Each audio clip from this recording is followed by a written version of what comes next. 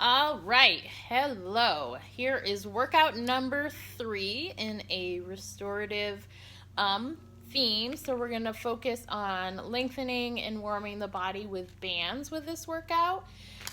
So to start out, using a resistance loop and doing the length of the room or a hallway with our lateral band walk. So you want to place that band at mid-calf. Most people know how to do these, so I'm not going to demonstrate it just for the interest of time in the video, but around mid to 1/3 of the calf, and just go sideways. The big focus on those band walks is to definitely fire up the glutes. You want to do your best to keep your toes right in front of your heels and kind of monitor from that. So I want you to do one pass down and back of your workout space, and then I want you to have a resistance tubing with you. And while you rest from that first pass, I want you to just do some up and overs here to help open up the upper body through the chest, the shoulders, and the arms.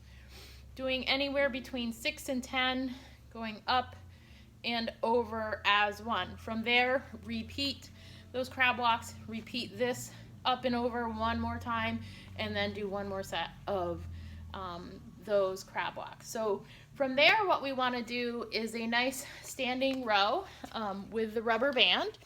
And to add a little balance element to that, what I would recommend is standing on a handy dandy disc, if that is available, or on an Airex pad, if that is available. One or the other, or you can also do it standing on a BOSU. Okay, so that's just going to challenge the stability and get a little bit of that balance work in there.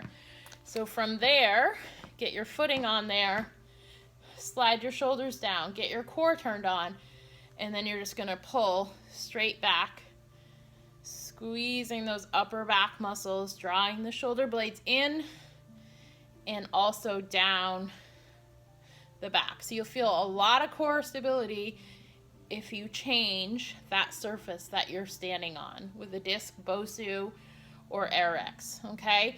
And with the discs, it's your choice, but you can either use 2 or 1, okay? You can put your feet 1 foot on each of the discs. I know you can't see this in the video, or you can put both feet on one disc, which that one will be a little bit harder than 1 foot on each disc, okay? So from there, you're going to use the resistance band to do squats. And again, you can use the discs if you have them, or not. You can use a pad. I wouldn't recommend this variation so much on the BOSU, but it is a possibility, because what I want you to do is a regular squat with a resistance band would be stand on it, bring it up and over, and then widen the feet a little bit, and then squat down, squat up with all of your regular good squat form and core form. If you want to add that extra element of stability, for this one I would recommend 2 of the discs, but everything else is the same.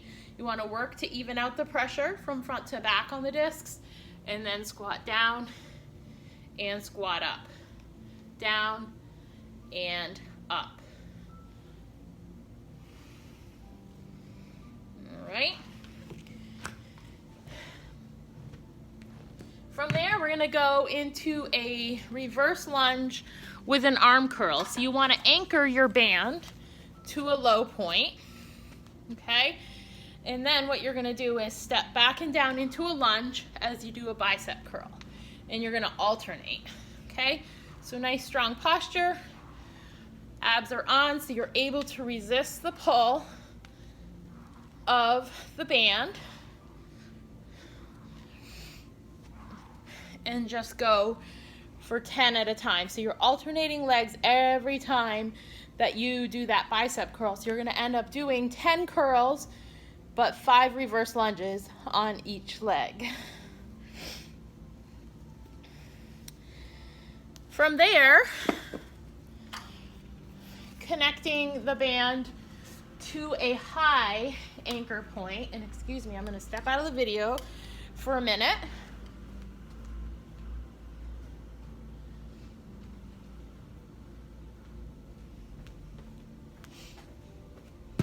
but connecting that band to a high anchor point. Next is going to be the pull down, okay? And again, you can use the Bosu for this and come into a kneeling position, right? So you don't want to be directly under this. You want to have a little angle from your chest up towards that anchor point.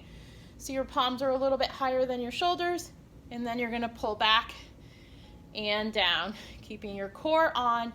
If you're kneeling on the Bosu, you want your toes off the floor, and you want to try to keep your shoulders aligned right over your hips.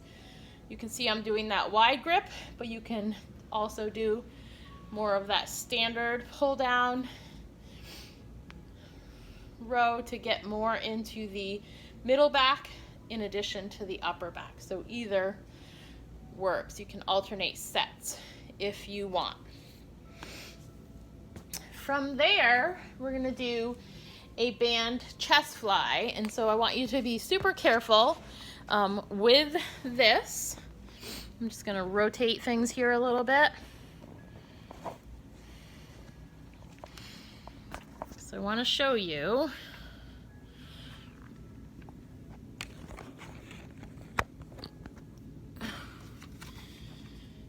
how you're going to do this is to connect the band somehow underneath a bench. On mine it works pretty well because we've got those rear wheels there. Okay, so that's going to keep it nice and sturdy. From here, I like this more of as a two-person exercise, but as long as you're careful, you can do this without creating any tension.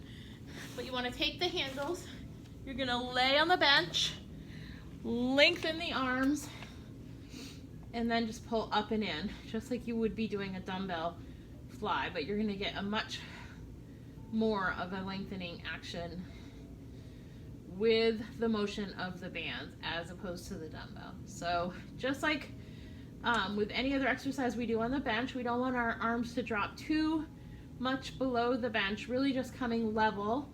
That way we're keeping the shoulders nice and safe. All right.